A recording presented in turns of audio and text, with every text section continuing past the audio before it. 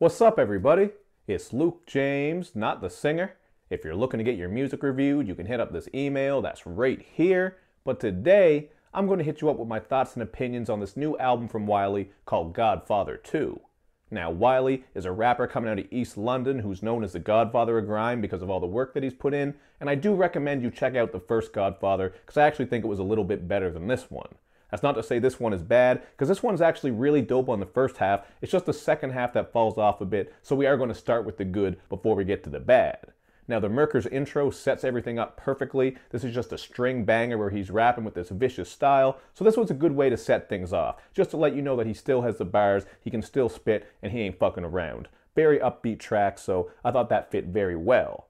Now, I also got to shout out the vicious-ass bell and horn banger called Been a While, and this is a track where Wiley is just letting you know that he's been around, man. He's spitting a bit about his work ethic and how he's really been in the game, and that's a topic that you will hear a couple of times throughout this project. That really does seem to be what he's talking about a lot on that first half. You're going to hear that on I Call the Shots, where him and Wiley are just letting you know that they're bosses over top of this 8-bit banger. So this was one of my favorite tracks, what I'm trying to say. I'm stuttering already, but this was a dope-ass track, man. I love that production. It has a little bit of a video game feel to it, and these two just play off each other nicely. I think they fit together very well on the track. So that was one of the best ones, and I do like on this song how he's speaking on the fact that he used to focus on views and numbers, but then he realized he had to take it back to the bars because that's what people wanted, man. I think it's dope that he showed that awareness, so that was something that I appreciated from him, and I think a lot of artists go through that, you know what I mean? Very cool idea to speak on. Now, Remember Me is another moment of honesty because Wiley is just saying he doesn't care what you think about him as long as you remember him, and this is another string beat that's really dope. I didn't care too much for the sing-songy hook that he had on here, but overall it was still a pretty solid track, nice beat, and I do like the idea of it. Not a favorite, but still good.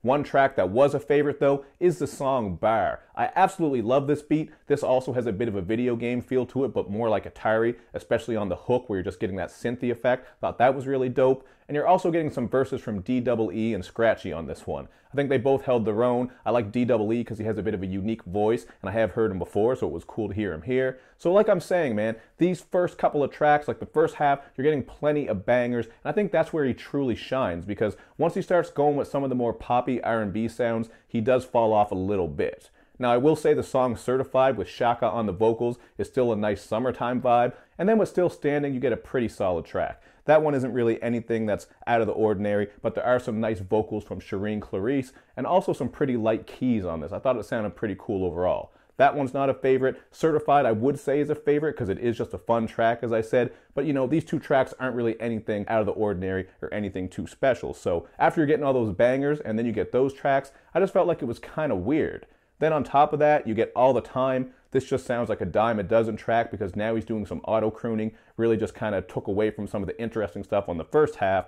And then with Crash, you're just getting this bouncy pop track that feels completely out of place, man. This sounds like some shit that would play at a teenage clothing store or something like that. I didn't think it fit well on this project at all. And, you know, it was kind of weird that he was coming with these more poppy tracks because, as I mentioned earlier on the first half, he's talking about how he got caught up in, you know, chasing the charts and the views and the numbers and the mainstream, but he took it back to the bars, which he did on that first little bit. But then on this shit, he's kind of going against his own words because he's bringing you these poppy tracks, man. You're going to hear more of it on the song Over It. This has a bit of an island vibe to it because of the percussion, just that type of sound that everybody's rocking with these days. So again, nothing too out of the ordinary. And Over the Edge is just this bland R&B track mixed in with some pop vocals and relationship content. So, you know, the second half really was just sloppy to me. I'm actually frustrated with that because off of those grime bangers on the first half, I really felt like this shit was going to be like a 4 out of 5, man. He came out of the gate fucking swinging. It was beautiful. Then you got Certified and Still Standing. Like, they were all right, but it kind of steered the project in another direction.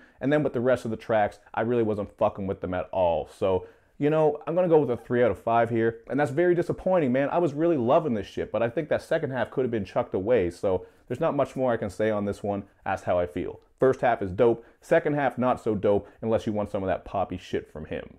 But at the end of the day, that's all I got to say about this one. You guys can check it out for yourself, and then hit me up in the comment section with your thoughts. And of course, man, make sure you do all that good YouTube and social media stuff where you swing by and show me love, man. You want to show me love and show me lots of it. Thank you for watching, everybody. I will see you next time.